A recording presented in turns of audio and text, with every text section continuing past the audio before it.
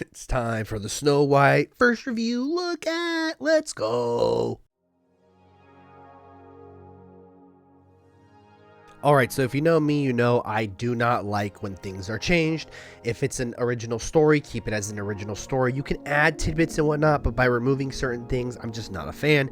Anyways, today we're going to go over probably one of my least favorite actresses, which is Gal Gadot, who really isn't good in anything, and Rachel Zegler, who just needs to keep her mouth shut. Anyways, let's get into the Snow White first reviews and see what we think about them. So first up, right here, we love Physical Media, which is somebody that I felt I actually really like them, and they go on to say, not a fan of Zegler or Gal Gadot, but man, this ended up being so good. I think this one is going to surprise a lot of people and do numbers. It's in my top 5 Disney live-action remakes. Go see it. Now, if you don't know, a lot of the Disney live-action remakes were not good, but I will say I was a hater on Little Mermaid and Beauty and the Beast, and I ended up liking both of them. So, fair is fair. I will give it that. But next up, we have Skylar Schuller, and he said, listen, I was worried, but let me tell you, Snow White is pure Disney magic. This will end up being a lot of people's favorite live-action remake. Now, I don't take anything he says with trust, because the simple fact that he does own the Disney Insider, which, I mean, if you... Hey, the name should say alone, probably going to give Disney a plus no matter what. So that is like one of the only critics on here that I'm not going to take trustworthy. Next up, we have Alejandro. Pretty much said, Snow White 2025 soundtrack, 8 out of 10. Pasek and Paul did a very good job, but this is not their best job, but is a great in terms of nowadays Disney musical movies.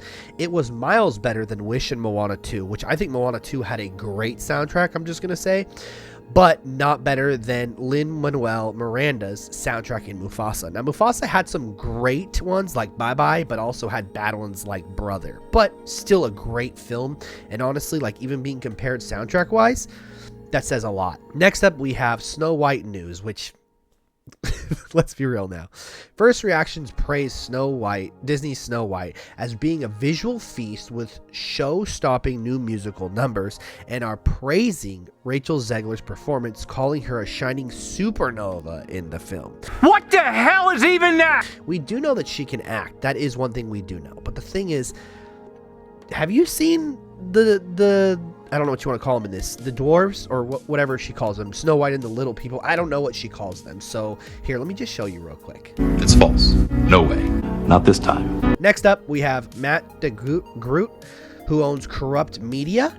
He goes on to say, despite becoming an internet punching bag, Disney's remake of Snow White is actually mostly successful. Rachel Zegler is an absolute star. Most of the new songs are catchy and beautifully performed, and the visual palette is sumptuous and vibrant. Now, this is my favorite part right here. Gal Gadot had beautiful gowns. We all know Gal Gadot can't act. I mean, you've seen this scene from, 2017 Justice League. And we just know. I mean, he literally didn't mention anything on her acting. Like, that should be like a, she sucks. She sucks. Like, that's all you need to it. Like, there's nothing else I need to tell you about it. Give me the stone. And last but not least, we have Katzy Steffen from Variety.